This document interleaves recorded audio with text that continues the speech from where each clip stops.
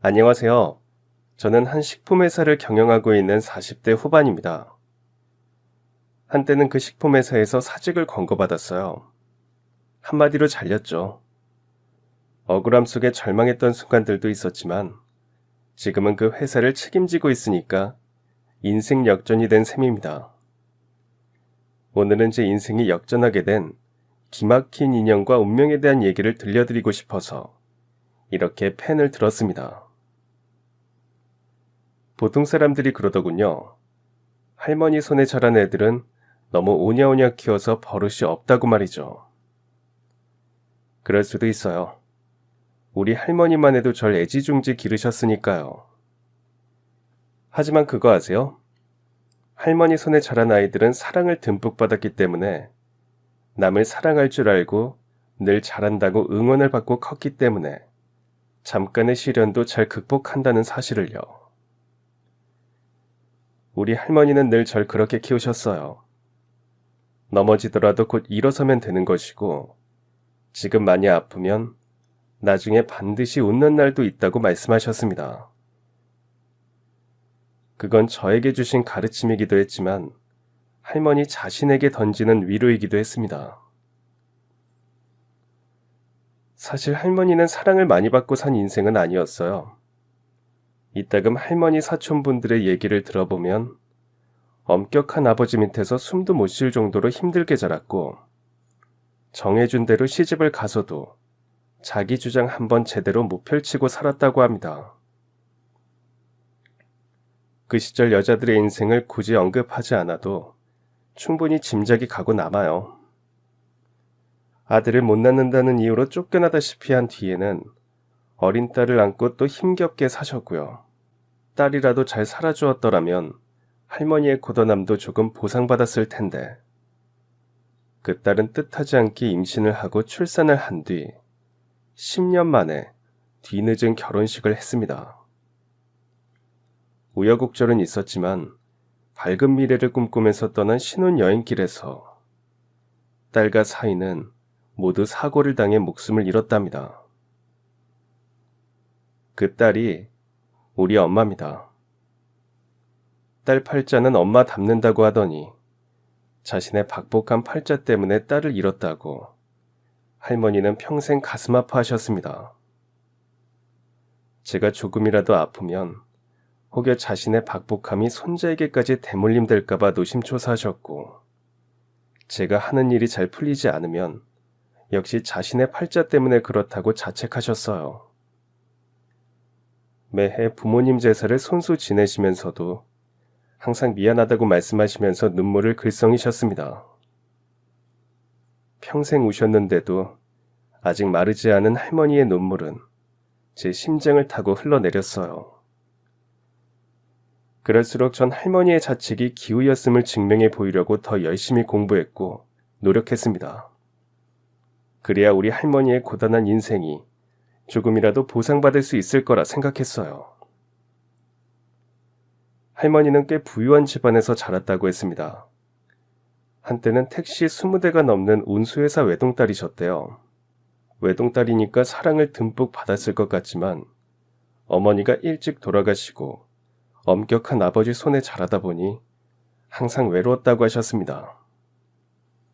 학교에서도 친구가 별로 없었고 식모 아줌마나 집사 아저씨와 얘기하는 게 고작이었답니다. 하루는 아버지 몰래 펜팔을 했다가 들켜서 종아리가 시퍼렇게 멍이 들 정도로 맞았답니다. 항상 집에서는 소리나지 않게 걸어야 했고 밥을 먹을 때 쩝쩝거리며 먹거나 말을 해서도 안 되었답니다. 원래 아버지가 군인 출신이어서 더 엄격하셨대요. 하지만 엄마가 돌아가시고 홀로 딸을 키우다 보니 혹여 잘못될까 염려스러워 과잉보호한다고 친척들이 한마디씩 할 때도 아버지는 늘 단호하게 여자는 가두어서 길러야 한다고 말했답니다. 그런 아버지의 교육 방침은 할머니를 답답하게 만들었어요. 늘 일탈을 꿈꾸었지만 꿈만 꾸다 말았죠. 아버지는 두렵고 높은 산이었답니다. 그래서 거역하겠다는 생각은 단 한 번도 한 적이 없었대요. 어느 날 대학 입시를 앞두고 아버지는 과외 선생님을 붙여주었답니다. 명문대생이었는데 지인의 추천으로 할머니를 가르치게 되었죠. 서글서글하지만 다정하고 부드러운 성격이 아버지와는 너무 딴판이어서 할머니는 세상에 이런 남자도 있구나 생각했답니다. 그때까지 남자라고는 엄격하고 무서운 아버지와 늘 굽실대는 집사 아저씨, 학교에서 만나는 남자 선생님이 다였기에 할머니에게 그 명문대생은 신선한 충격이었대요. 집안 형편이 어려워서 과외 선생님을 하게 되었다는 그 사람과 눈이라도 마주치면 할머니는 가슴이 뛰고 얼굴이 달아올랐답니다. 그게 첫사랑이었어요. 과외쌤에게 잘 보이기 위해 공부를 열심히 했고 일주일에 2번 과외 날이 되면 수십 번도 더 거울을 보면서 자기 모습을 점검했대요. 성적이 오르니까 아버지도 흡족해 하셨고 과외쌤을 더 신뢰하셨죠. 가끔 과외쌤은 책상에만 앉아있는다고 공부를 잘하는 건 아니라면서 할머니를 데리고 근처로 산책을 가기도 했답니다. 물론 아버지 허락을 받았죠. 늘 엄격한 아버지였지만 명문대생 과외쌤 말이라면 다 들어주었습니다. 사실 할머니는 그림이나 패션 이런 데 관심이 많았대요. 하지만 아버지는 법대에 가서 검사가 되라고 하셨죠. 옥님아, 인생은 아버지가 대신 살아주는 게 아니야. 네가 하고 싶은 걸 하고 살아야 나중에 후회 안 하게 돼. 그건 아버지 뜻을 거역하는 게 아니야. 네 인생을 네가 선택하는 거지. 그러니까 너무 두려워하지 마. 꼭 법대 간다고 성공한 인생을 살지 않아. 성공한 인생보다 행복한 인생을 살아. 난 네가 그랬으면 좋겠다. 그럼 쌤은 지금 행복한 인생을 살고 있어요? 적어도 난 내가 선택한 대로 살아가니까 그런 셈이지. 행복하다는 건 감정이니까 그런 감정을 느끼는 건 아마도 결과가 아니라 과정일 거야. 살아가는 과정에서 행복하면 결과가 실패해도 난 괜찮다고 생각하거든. 할머니는 성공만 외치는 아버지보다 행복을 얘기해주는 과외쌤이 너무 좋았답니다. 결론은 실패해도 살아가는 과정에 행복하면 된다는 그 말이 할머니에게 큰 위로와 응원이 되었대요. 날마다 점점 더 과외쌤이 좋아졌고 어느새 사랑한다고 느끼게 되었을 때는 이 사람 아니면 죽을 것 같다는 생각도 들었답니다. 과외쌤 때문에 무사히 대학에 들어가자 할머니는 용기를 내서 과외쌤에게 고백을 했죠. 좋아한다고 말했지만 과외쌤은 대답이 없더래요. 할머니는 실망했죠. 분명 과외쌤도 자신을 좋아하는 느낌이었는데 혼자서 북치고 장구친 것 같아서 민망하고 서럽고 그랬답니다. 첫사랑은 안 이뤄진다는 친구의 말을 들으니까 더욱 서름이 북받쳤죠. 나름 지고지순한 마음이었는데 무시당한 것 같다는 생각도 들었답니다. 하루는 못 먹는 술을 마시고 과외쌤 집 앞에서 기다렸죠. 공부를 하고 늦게 돌아오던 과외쌤은 뜻밖의 할머니를 보고는 놀란 듯 했지만 이내 담담히 대하더랍니다. 왜 제가 싫어요? 오늘은 그 이유를 꼭 들어야겠어요. 난 너 싫다고 말한 적 없는데? 그럼 왜 좋다고 고백했는데 아무런 말이 없어요? 쌤, 그렇게 무책임한 사람이었어요? 제 마음을 마구 헤집어 놓고 이제 와서 모른 척하면 전 어쩌라고 그래요? 네? 책임지세요. 난 너하고 안 어울려. 뭐요? 그게 이유예요? 난 가난한 대학생이야. 홀로 대신 어머니도 모셔야 하고. 난 대학도 졸업해야 하고 군대도 가야 하고 앞으로 감당해야 할 일이 너무 많아. 같이 감당하자고요. 지금은 그런 마음이겠지만 나중에 후회하게 될 거야. 그러니까 어서 가. 아버지께 야단 듣지 말고. 후회를 해도 제가 해요. 이제 아버지 안 무서워요. 쌤이 그랬잖아요. 자기 인생은 자기가 선택하라고요. 할머니는 술주정을 부리다 술기운에 그만 잠이 들었고 과외쌤이 할머니를 업고 집에까지 바래다 주었답니다. 그날 아버지는 과외쌤이 할머니를 어떻게 한 줄 알고는 눈이 뒤집혔대요.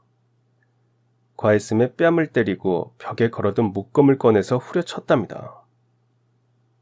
사람 죽는다고 집사 아저씨가 말리지 않았다면 아마도 그날 과외쌤은 잘못됐을지도 몰랐대요. 피멍이 들어 병원에 입원까지 한 과외쌤에게 집사 아저씨가 아버지의 말을 전했죠. 만약 다시 할머니를 부추기거나 할머니와 함께 무슨 일을 저지르면 세상 구경 못하게 될 거라고 협박을 했답니다.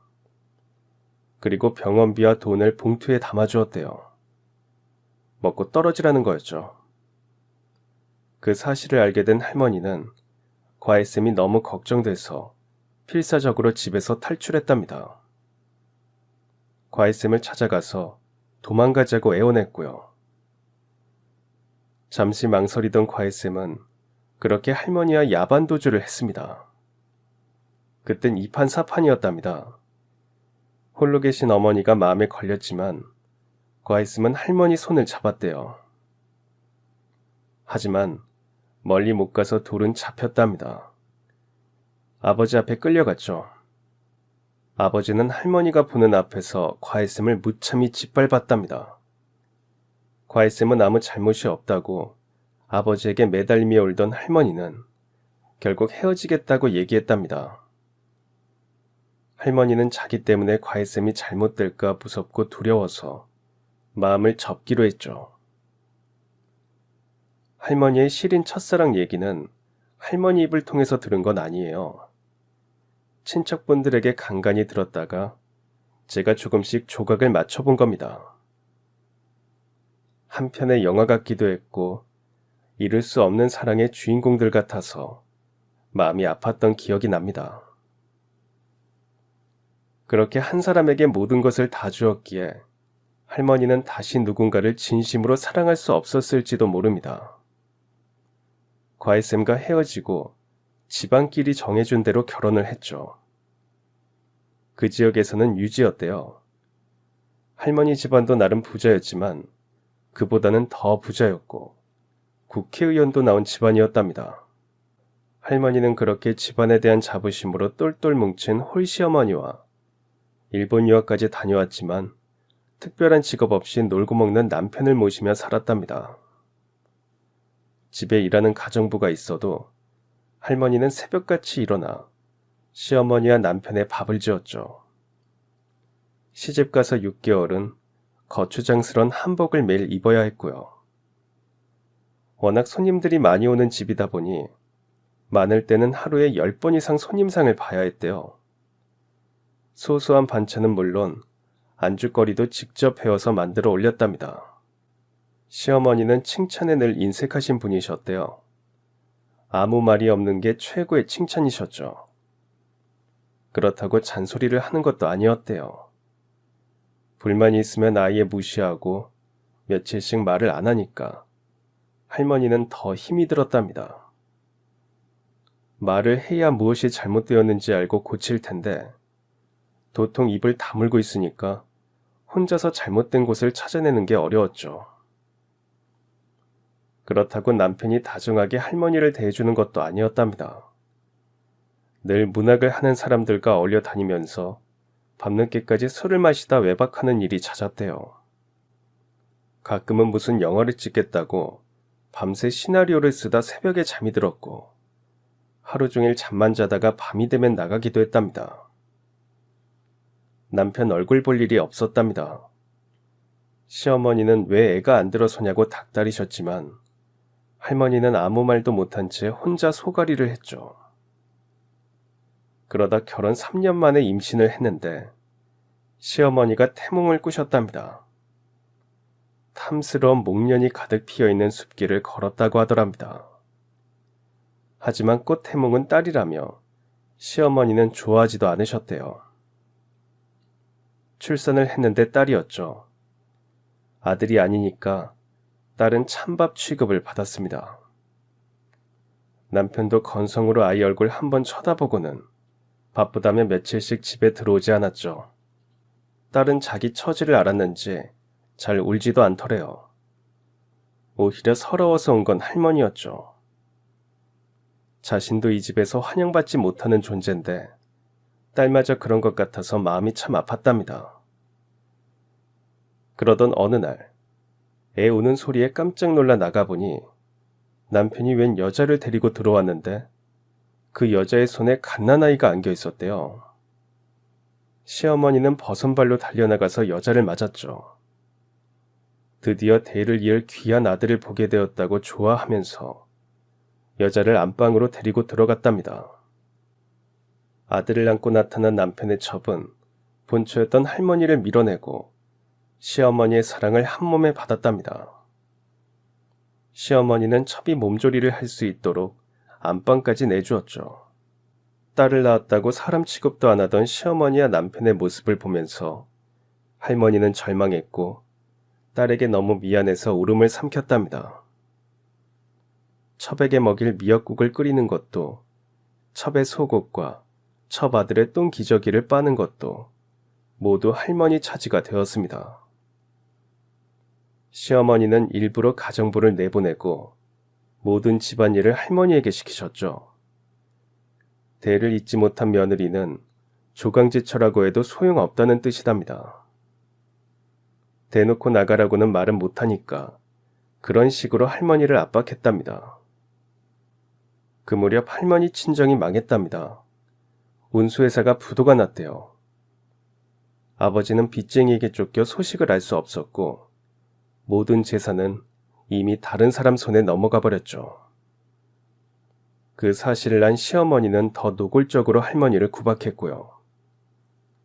더 이상 참고 사는 건 무의미하다고 생각한 할머니가 먼저 남편에게 이혼을 요구했습니다. 남편은 기다렸다는 듯이 이혼을 해주었죠. 위자료 한 푼 받지 못한 채 어린 딸을 데리고 그 집을 떠나올 때 하염없이 흐르던 눈물을 할머니는 가슴 깊이 한처럼 박아두셨답니다. 두고 보란 듯이 잘 살아내고 딸도 잘 키우겠다고 결심하셨죠. 그런데 내 팔자가 박복해서 나하고 엮이면 다 죽거나 거덜이 났어. 우리 아버지도, 네 엄마도, 네 아버지도. 이제 너마저도 그리 될까? 이 할미는 너무 무섭다, 재민아. 할머니는 늘 그렇게 말씀하셨습니다. 이 고단한 인생을 빨리 끝내고 싶은데 왜 이렇게 명줄이 긴지 모르겠다고 하시면서요. 그때마다 전 괜히 화를 냈어요. 할머니, 제발 그런 말 좀 하지 마세요. 그렇게 고생하셨는데 이제 손자 잘 되는 것도 보고 손자에게 효도 받아야지. 그때까지 무조건 사셔야 해요. 그렇게 할머니를 안아드릴 때마다 전 속으로 울음을 삼켰습니다. 해마다 할머니는 조금씩 작아지는 것 같았어요. 절 키우시느라 그 따뜻했던 손은 점점 투박하고 거칠어졌고 돈을 벌기 위해서 온갖 일을 하시느라 할머니는 항상 온몸에 파스를 붙이고 다니셨습니다. 안 해본 일이 없으셨어요. 제가 기억하는 것만으로도 10개는 넘어요. 청소나 설거지는 기본으로 하셨고요. 노점이나 행상도 하셨습니다. 출퇴근하면서 식모도 하셨고 절 키우시면서 다른 집 애를 봐주는 일도 하셨어요. 제가 대학을 졸업할 무렵에 할머니는 포장마차도 하셨습니다. 전 어떻게든 빨리 취직을 해서 할머니에게 보답할 생각만 했어요. 졸업하고 바로 어느 제약회사 영업직으로 입사했습니다. 이제 제가 돈을 버니까 할머니에게 포장마차를 그만두라고 말씀드렸죠. 하지만 할머니는 평생 일하다가 갑자기 놀면 오히려 아파서 들어 눕는다면서 오히려 당신이 제 짐이 되면 안 된다고 하시는 겁니다. 그 고집을 말리지 못했어요. 할머니가 그러시더군요. 손자를 키우기 위해 어쩔 수 없이 살아온 게 아니라 당연히 살아온 거라고 말입니다. 그 당연한 당신의 삶에 전 늘 존경과 사랑을 보내면서 마음이 뭉클했습니다. 할머니, 그래도 조금이라도 아프거나 그러시면 당장 그만두셔야 해요. 아시겠죠? 전 여러 번 할머니께 다짐을 받았어요. 제약회사 영업직은 생각보다 힘이 들었습니다. 제가 영업직을 선택한 것은 기본급의 실적이 높을수록 보너스를 받을 수 있었기 때문이었습니다. 어서 돈 벌어서 할머니 편안하게 모실 집을 장만하고 싶었어요. 하지만 그 실적이 함정이었습니다. 실적을 위해서 동료 직원들은 온갖 편법을 다 사용했죠. 약국이나 병원에 약품을 납품하는 조건으로 뒷돈을 주는 일은 다반사였습니다. 가끔은 실적을 올려야 인사고가에 반영이 되니까 사비를 들여서 약품을 미리 사서 쟁여놓고 헐값에 넘기기도 하더군요. 그게 너무 당연하게 여겨지는 상황에 전 당황했습니다.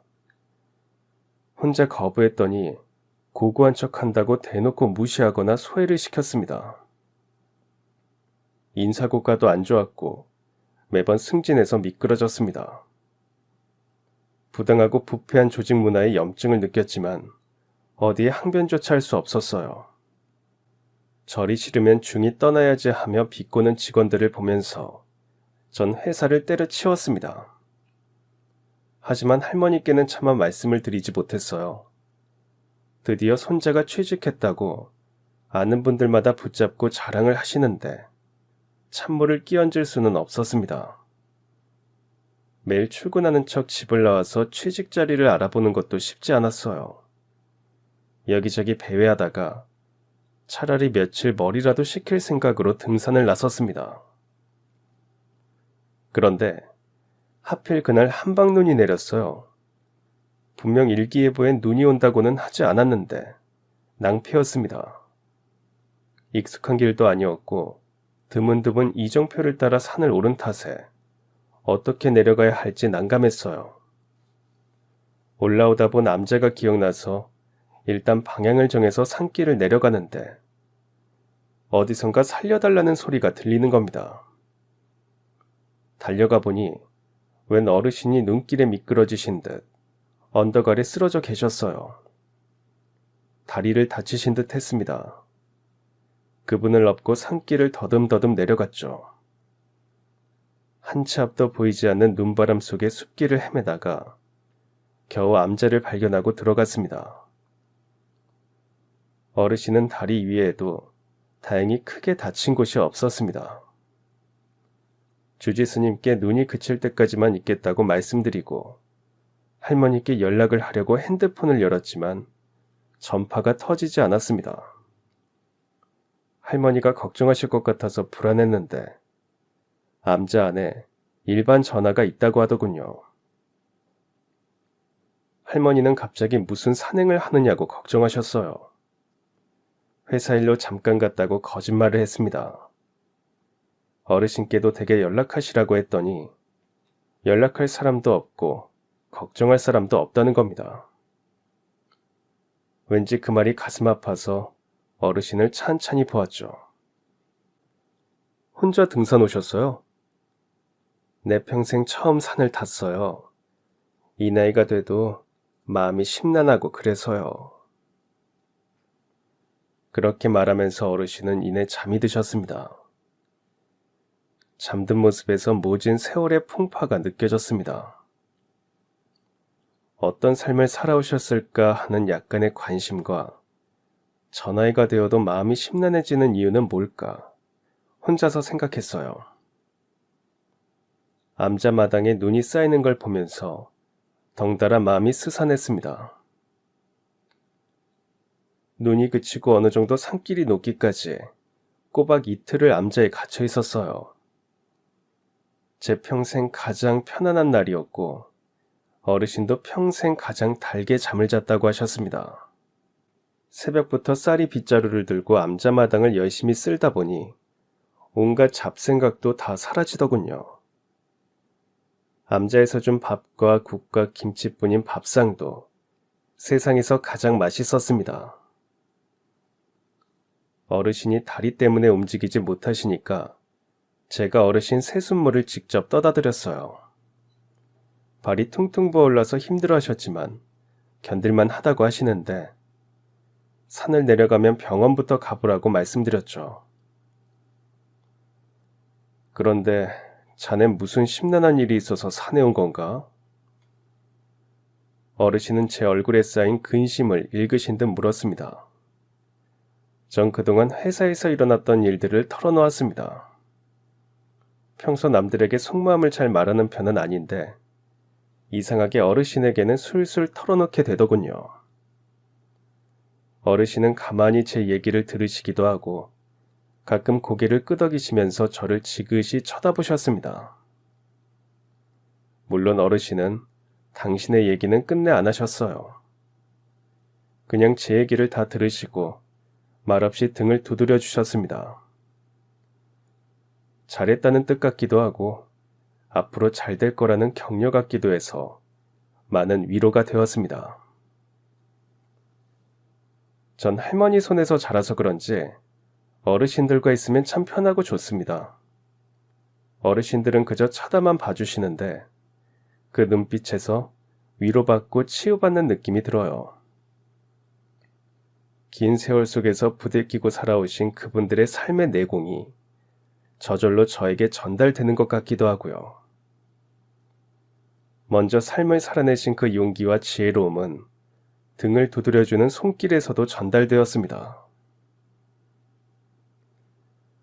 눈이 녹고 전 다시 어르신을 부축해서 산을 내려왔습니다. 댁까지 모셔다 드리겠다고 했지만 택시를 타고 가면 된다고 하시면서 제 연락처를 받아가셨어요. 다음에 또 보자고 하셔서 언제든 연락 주시면 따뜻한 식사 대접하겠다고 말씀드렸죠. 전 할머니께도 회사를 그만둔 얘기를 해야겠다고 생각했습니다.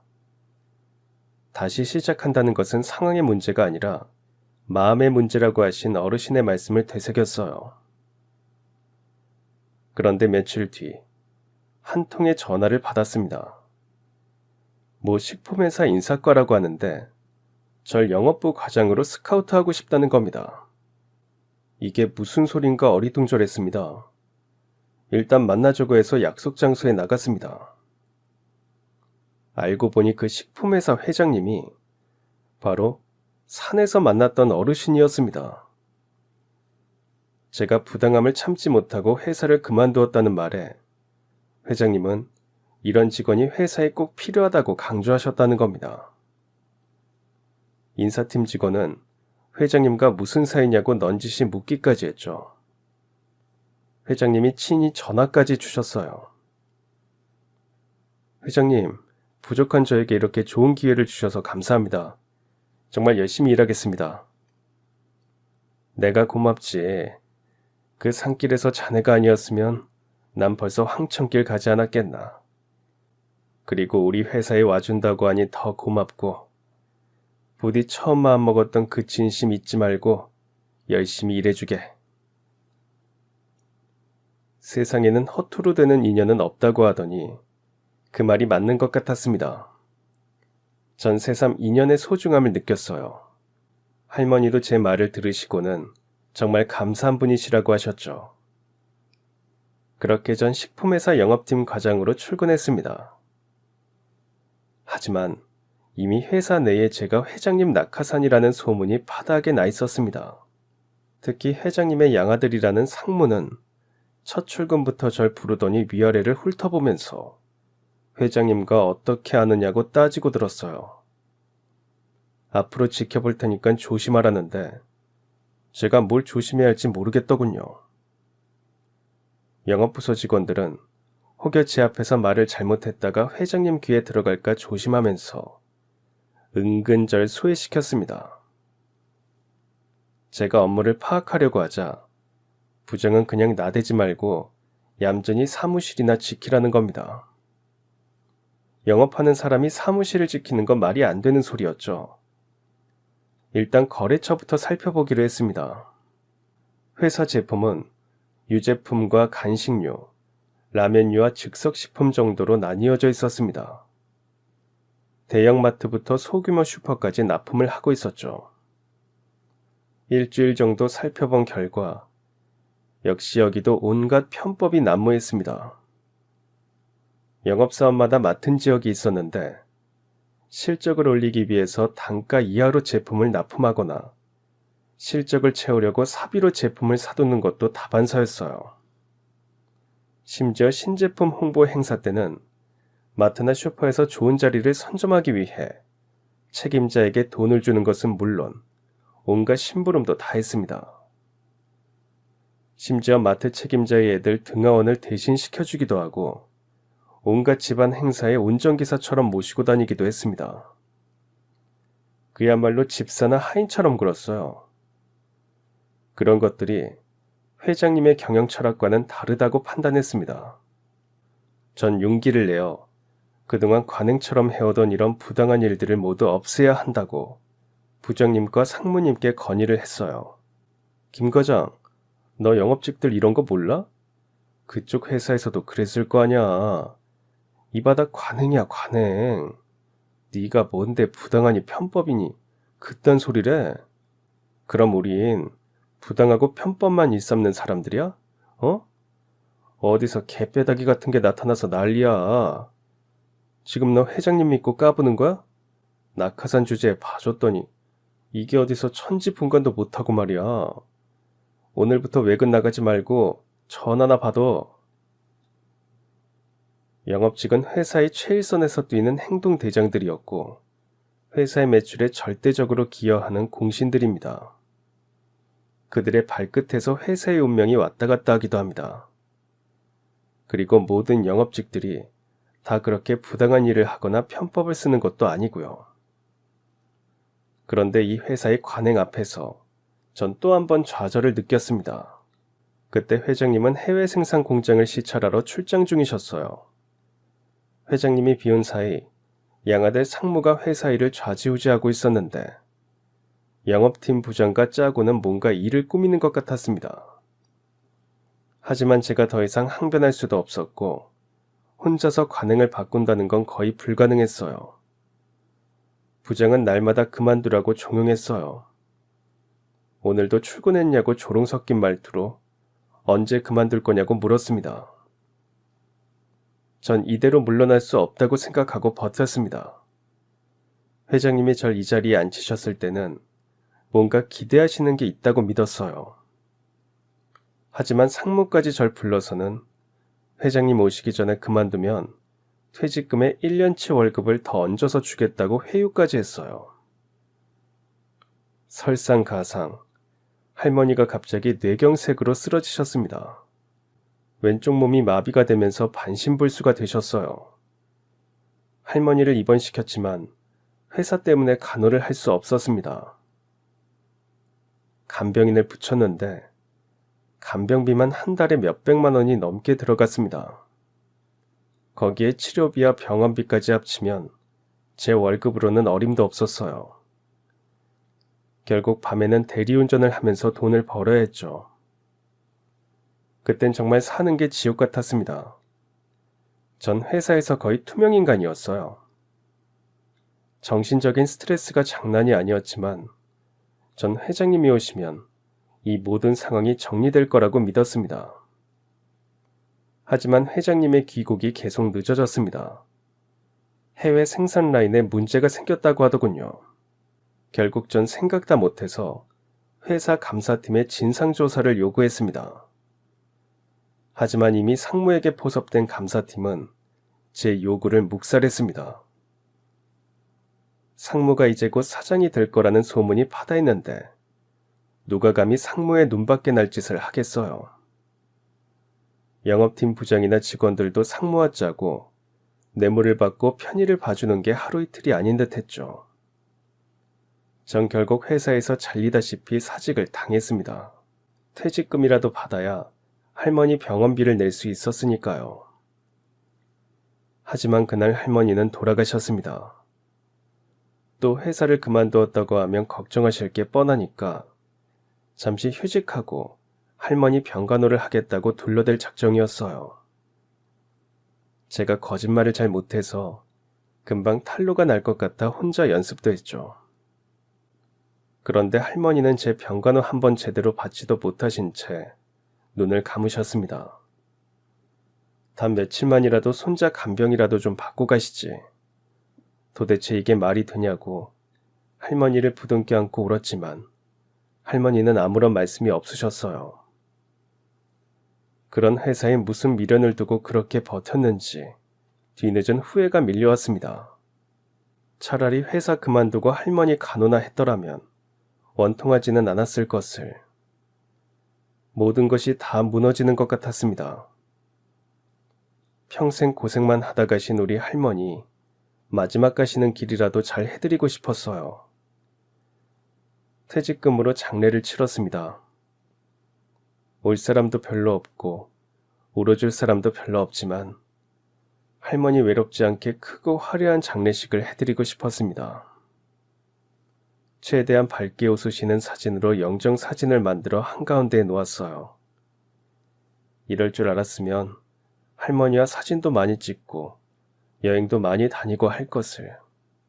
이 못난 손자 잘 되는 거 보시는 게 평생 소원이셨는데 회사 잘린 손자 때문에 가시는 걸음이 혹여 무거우실까 마음이 너무 아팠습니다. 그렇게 장례식 이틀째 밤이 되었습니다. 이제 내일만 지나면 발인을 하고 할머니와 영원히 작별해야 한다는 생각에 눈물이 계속 흘러내렸어요. 김 과장. 문득 낯익은 소리에 놀라 돌아보니 뜻밖의 회장님이셨습니다. 아니, 회장님. 자네 할머니 성함이 이자, 옥자, 림자 쓰시는가? 이옥님. 네. 자네가 이옥님이 손자라고? 그래? 정말 손자가 맞아? 네, 회장님. 그런데 우리 할머니를 어떻게 아세요? 회장님은 할머니 영정 사진을 보시면서 한참을 오열하셨습니다. 나중에는 힘이 붙이신 듯 쓰러지시기까지 하셔서 제가 부축해드려야 했어요. 자네를 처음 볼 때부터 이상하게 마음이 간다 했더니 이래서 그랬어. 자네가 이 사람 손자여서 그랬어. 회장님은 다시 말을 잇지 못하고 우셨습니다. 전 두 분 사이에 어떤 인연이 있었는지도 모른 채 그저 울음이 터졌어요. 이러다 회장님께 무슨 일이라도 생길까봐 그만 고정하시라고 말씀을 드렸지만 울음을 그치시고도 한동안 멍하니 할머니 영정사진만 쳐다보셨습니다. 자네 할머니하고 난 아주 오래전부터 인연이 있었어.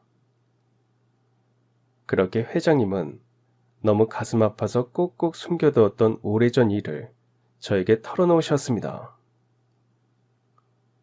원래 할머니 본가가 운수업을 했다는 것은 앞에서도 말씀드렸어요. 외동딸이셨던 할머니는 엄격한 아버지 밑에서 숨도 제대로 못 쉬고 자랐고요. 대학 입시를 앞두고 명문대생으로부터 과외를 받았고 과외쌤 때문에 겨우 사는 것 같았던 시절이 있었다고 했죠. 그 사람의 말 한마디가 오롯이 심장에 박히면서 첫사랑의 열병을 오래 앓았다고 했습니다. 인연과 사랑의 운명 앞에서 모든 것을 다 걸었던 그 시절을 결코 후회하지 않는다고 했습니다. 하지만 아버지의 반대에 부딪혔고 두 사람은 야반도주를 하려다 붙잡혀 끌려갔죠.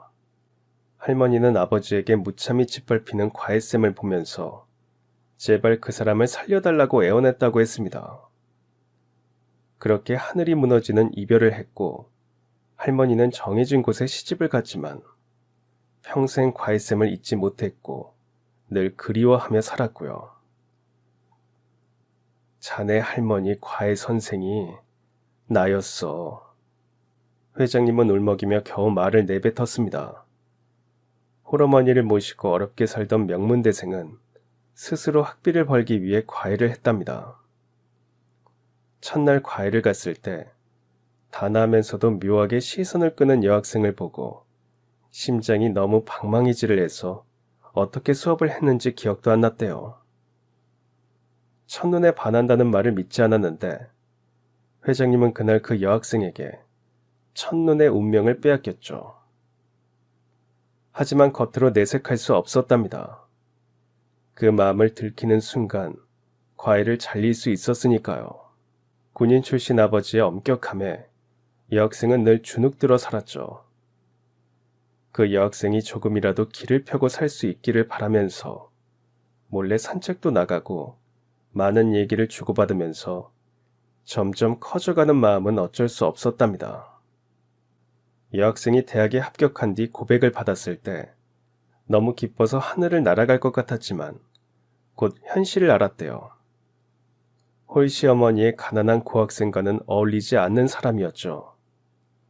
수천 번도 더 그녀와 도망가고 싶었지만 참고 또 참으면서 겉으로 차갑게 굴었답니다. 하지만 같이 도망가자는 그녀의 말 앞에서 흔들렸죠. 야반도주를 했지만 결국 잡혔고 헤어졌습니다. 세상에 헤어져서 끝나는 건 그냥 인연일 거야. 헤어져도 절대 끝낼 수 없는 게 운명이지 싶어. 자네 할머니는 어땠는지 모르겠지만 난 그랬네. 끊어낼 수 없는 운명을 안고 회장님은 죽을 힘을 다해 공부를 했답니다. 그녀가 결혼을 했다는 소식을 들었을 때 군대에 갔고, 그녀가 아이를 낳았다는 소식을 들었을 때는 대학을 졸업하고 공기업에 취직을 했답니다. 그리고 더는 그녀에 대해서 아무 소식도 들을 수 없었대요. 가질 수 없었지만 그렇게라도 간간히 소식만이라도 들을 수 있어서 다행이라고 생각했는데 어느 순간 그녀는 사라졌답니다. 이혼을 당했다는 소식을 뒤늦게 들었고 남편이 처백에서 아들을 낳았다는 소식도 나중에 알았죠. 그녀를 찾으려고 백방으로 다녔지만 이미 집안도 다 망한 터라 알 길이 없었답니다. 다시 마음에 묻고 일상으로 돌아가는 일은 정말 힘들었대요. 너무 지독하게 사랑하고 있었다는 사실을 회장님은 너무 늦게 깨달았고요. 이렇게 모든 순간이 다 고통일 줄 알았다면 그날 그녀의 아버지에게 맞아 죽더라도 그녀와 함께 갈 것을 하는 자책에 시달렸답니다.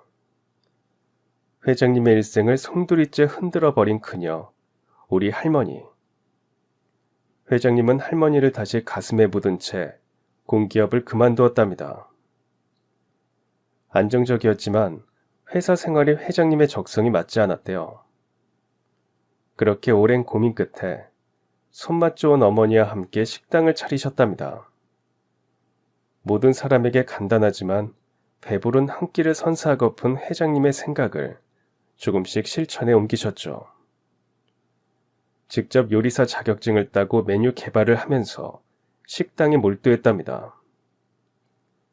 젊은이들 사이에서 먼저 반응이 왔대요. 돈은 없지만 먹고 싶은 것은 많은 청춘들에게 간단하고 저렴하지만 푸짐한 식사는 입소문을 타고 대박을 쳤고요. 메뉴를 그대로 제품으로 개발해서 판매해보자는 제안을 받고 식품 회사를 차렸답니다. 작은 공장도 짓고 직원들도 뽑고 본격적으로 경영에 들어갔죠. 모든 것이 처음이라 시행착오를 겪었지만 곧 회사는 차근차근 인정을 받고 신뢰를 얻으면서 성장했답니다. 그러던 어느 날이었대요. 지인의 장례식장에 갔다가 우연히 자네 할머니를 봤어. 그렇게 헤어지고 20여 년도 더 지났을 때지. 자네 할머니는 하나도 변하지 않았더군. 한 번에 알아봤어. 그런데 홀로 장례식장을 지키고 있었지. 누구 장례식이냐고 물었더니 말없이 울기만 하는데 그게 자네 부모님의 장례식이었지 아마. 회장님은 전혀 뜻밖의 장소에서 할머니와 만났지만 기쁨보다 비통함이 먼저 밀려왔답니다. 부디 잘 살기를 바랐는데 이혼당하고 자식마저 잃은 채 오열하는 할머니의 모습을 보면서 회장님은 가슴이 무너졌답니다. 너무 조문 오는 손님이 없어서 회장님이 같이 장례식장을 지켰답니다. 서로 아무 말 없이 나란히 앉아만 있어도 그냥 알아지더래요. 지난 세월이 얼마나 힘들었을지, 지난 시간들이 얼마나 절통했을지. 할머니는 단 한마디도 안 했지만 회장님은 그냥 심장으로 다 느껴지더랍니다. 딸과 사이에 발인을 마치고 돌아가는 길에 눈이 너무 내려서 두 사람은 잠시 어느 식당으로 들어갔답니다. 눈이 그치기를 기다리면서 먹었던 그 칼국수는 죽어도 못 잊는다며 회장님은 눈시울을 붉히셨어요. 그땐 회장님도 결혼을 하셨답니다. 할머니가 아니면 그 어떤 여자도 상관없다는 심정으로 결혼을 하셨대요. 그래서 그런지 이상하게 아이가 생기지 않았답니다. 늘 쓸쓸했고 늘 마음 한구석이 텅 비어버린 것 같았답니다. 할머니를 만나고 난 뒤 만감이 교차했지만 엄연히 유부남이었으니까 회장님은 조심했대요. 하지만 할머니에 대한 자신의 감정은 숨길 수가 없었답니다. 혹여 자신의 감정이 할머니에게 부담이 될까봐 많은 얘기를 나눌 수도 없었대요. 일부러 담담하고 사무적으로 굴었대요. 만나서 좋았다는 말 대신 기운내라고밖에 못했답니다. 또 보자는 말을 차마 못하고 부디 건강하게 잘 살라고 했고요. 그렇게 헤어지고 돌아온 회장님은 할머니가 어린 손자를 키우면서 고생하고 있다는 사실을 알았고 도울 방법을 생각했답니다. 회사 빌딩 내 가게를 임대해 줄 테니 뭐든 하라고 제안했지만 할머니는 거절했답니다. 이미 지나간 인연이고 이렇게 도움받을 이유가 없다고 했죠. 하지만 할머니가 거절한 이유는 그게 아닐 겁니다. 혹여 이상한 소문이 나서 회장님께 피해가 갈까 싶어서 거절하셨을 거예요. 제가 아는 할머니는 그런 마음이셨을 겁니다. 할머니도 평생 잊지 못하던 회장님을 만났으니 무척 기뻤을 겁니다. 하지만 이미 엇갈린 인연이고 운명이었죠. 사실 전 그날을 똑똑히 기억합니다. 비록 10살이었지만 제 인생에 잊을 수 없는 몇 장면 중에 하나였죠. 어느 날 집 앞에 검정색 세단이 멈추었고 할머니를 태워갔습니다. 아마 회장님이 보내셨던 것 같아요. 그리고 그날 회사 내에 가게를 내줄 테니 해보라는 제안을 받으셨을 거고요. 거절을 하고 돌아오신 할머니가 내내 우시던 모습이 지금도 눈에 선합니다. 거절해서가 아니라 그렇게 그리워했던 사람 앞에서 너무 초라한 자신의 모습이 서러워서 울었을 거예요. 그리고 이제는 원 없이 좋아할 수 없는 사람이라서 그랬을 겁니다. 지나가 버린 첫사랑이었죠. 그 나이가 되어도 여전히 심장을 아프게 하는 인연이었습니다. 할머니도 많이 우셨습니다. 회장님을 다시 만나고 너무 기뻤지만 엇갈린 운명이라고 생각하신 듯 했어요. 전 할머니 대신 할머니 마음을 회장님께 생생하게 전달하는 것으로 마지막 할머니 한이라도 풀어드리고 싶었습니다. 그리고 또 제가 기억하는 사실이 하나 더 있었어요. 얼마 뒤 우리 집에 웬 여인이 찾아왔죠. 바로 회장님 사모님이셨습니다. 아마도 남편의 첫사랑에 대해서 궁금했던 것 같았죠. 어떻게 알고 왔는지는 모르겠지만 사모님은 냉정한 듯 차분하게 말을 했습니다. 회장님이 평생 가슴속에 다른 여자를 품고 살았다고 했죠. 그걸 알면서도 회장님 뒷모습만 바라보며 살아가는 자신이 불쌍해서 다 그만두고 싶었지만 그러지 못했다고 했습니다. 아마 그런 마음인가 봐요. 우리 남편이 그쪽을 평생 못 잊는 것처럼 저도 아마 남편 뒷모습에 매달려 살더라도 평생 못 놓는 거겠죠. 전 문 밖에서 사모님의 얘기를 조용히 들었습니다. 그땐 너무 어려서 말의 의미를 다 이해할 수 없었지만 마지막에 떠나줬으면 좋겠다고 했어요. 원한다면 돈도 주겠다고 했죠. 다시는 회장님 앞에 안 나타나주면 좋겠다고 말할 때 울음소리가 들렸는데 처음엔 할머니가 오는 줄 알았죠. 하지만 사모님이 울면서 할머니에게 떠나달라고 애원했습니다. 할머니는 아무 말이 없었고요. 사실 따지고 보면 우리 할머니는 잘못한 게 없었습니다. 물론 회장님이 잘못했다고 생각하지도 않아요. 그냥 그건 지나간 인연이었고 이룰 수 없는 운명이었을 뿐이죠. 지금 젊은 사람들은 그냥 돌아서면 그만인 게 인연이라고 생각하겠지만 그 시절 어르신들에게 인연과 운명은 다른 의미였던 것 같습니다. 그래서 저도 할머니나 회장님의 마음을 다 이해하지는 못합니다. 다만 전 할머니의 삶을 제일 가까이서 지켜본 사람으로서 아주 담담히 하지만 솔직하게 말씀을 드렸습니다. 아마 회장님은 사모님이 할머니를 찾아갔던 사실을 몰랐던 것 같았죠. 그런 일이 있었군. 난 몰랐네. 우리 집사람이 찾아갈 줄은 몰랐어. 하지만 사모님 잘못도 아니었습니다. 사모님이 다녀간 뒤로 할머니는 결국 그 동네에서 이사를 갔습니다. 낯선 동네에서 전 학교를 다녔고 할머니는 열심히 일을 했어요. 나중에 거기서 포장마차도 하셨고요. 물론 할머니는 단 한 번도 사모님이나 회장님을 원망한 적은 없습니다. 항상 자신의 박복감 팔자 탓이라고만 했어요. 그 박복감이 손자인 저에게도 대물림 될까 늘 노심초사했습니다. 어느 해 겨울, 제가 첫 직장을 그만두고 잠시 방황할 때도 할머니는 아마 눈치를 챘을 겁니다. 제가 미안해할까봐 내색을 안 하셨죠. 그날 아침, 제가 출근하는 척 하면서 집을 나올 때 할머니는 문득 그런 말씀을 하셨어요. 모든 것은 다 때가 있는 법이다.